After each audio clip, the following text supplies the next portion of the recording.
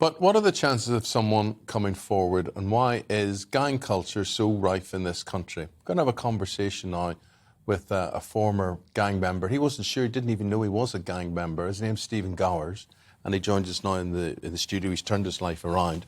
And Stephen, that point that I was making, we talk about gangs there, and you were saying, while it obviously was a gang, when you were there, it didn't seem like that.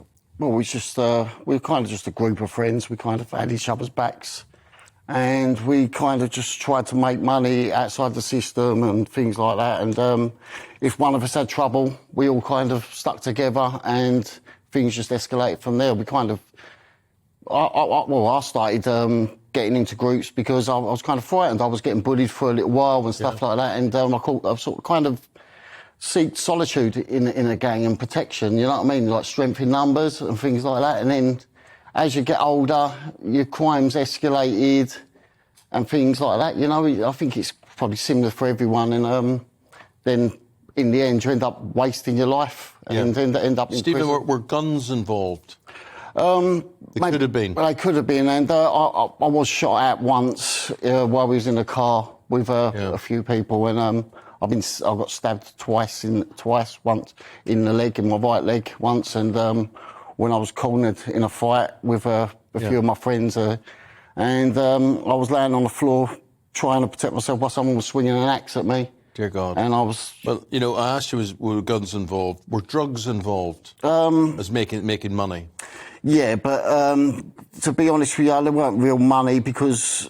You know, you couldn't really spend it. You couldn't, you know, like, we didn't have no way of, you know, laundering it and things like that. So we kind of just used to live and spunk the money and basically, and then sometimes use it, get ourselves in debt, end up with a habit and things like that, you know. Yeah. It's not a life that I'd recommend to anyone. No, but you see, the police are banking on the fact that someone will turn the gunman in this Liverpool case.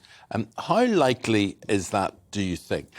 Well, me personally, I would never have. I would never talk. It's an oath that criminals take. I still wouldn't ever speak about. Even though I've changed my life about, I still wouldn't ever speak about things and name people and things like that. It's just something that morally I couldn't do, even though I've changed my mindset and I try to talk to people and try and get them away from that life. I still keep my silence from everything that's happened in my past. My past is my past. Even if there was a 9-year-old girl involved? Oh, I couldn't even comprehend that, to be honest with you. I'd probably end up committing suicide if that ever happened to me. I'll be honest with you, that would absolutely destroy me. Before I dobbed anyone in, I'd probably kill myself. If I ever felt that I'd ever hurt a child or any of my actions ever led. But would you inform on someone if they were in your gang or your group, if they did? I'd probably want to kill them myself, if I'm honest with you. Like, at that time, I would never take anyone's life and things like that.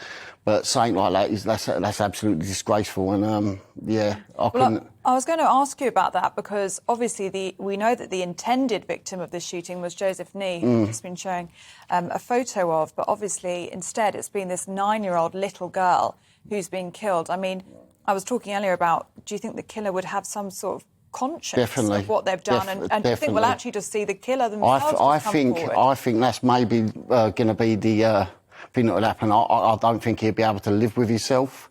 He's probably sitting somewhere panicking, and he's probably contemplating taking his own life now. I don't think there's anyone in the world that would could ever live with herself after taking such a beautiful little girl. You know what I mean? It's really upsetting thinking about it. What's your reaction to the fact, I think there's been 4 shootings in Merseyside in the past week, was it, Eamon? 3 or 4? I mean, do you feel like the landscape has changed? Are you seeing it more now so than you did? Yeah, it's a lot. Yeah, that was my main motivation for me starting this campaign. That was the actual... The way, because when I was doing the thing, it weren't like this. It was... your campaign is take a knife save a life. Yeah, basically, it's just try and stop kids killing each other. Yeah. And things like that. Because when I used to argue with... when I had my arguments with... I didn't hardly even know the people, so there was no personal thing in it. It's just basically postcode. Someone lives in this area, someone lives in that. One of my friends has argued with this person, and I take on their argument. It's all pathetic. when you think about it, looking back in hindsight. And maybe with someone with my experiences, maybe I can pass on my wisdom and knowledge from making mistakes. You know, there's two ways of getting knowledge. One is by having it passed on. The other one's by making mistakes and learning from them. And, yeah, basically it's for my conscience why I carry it on. I started the campaign because I was sickened by the murder of Jodie Chesney, and it happened about 100 yards from my doorstep. And, you know, seeing all the vigils, all the stuff, and seeing the character of the girl playing the piano and what a beautiful soul she was, it inspired me to get up and do something and motivate my community to try and make a difference. Well, keep on doing that and trying to make a difference, Stephen. Thanks very much for talking to us. Thank you. Appreciate it. Thank you very much.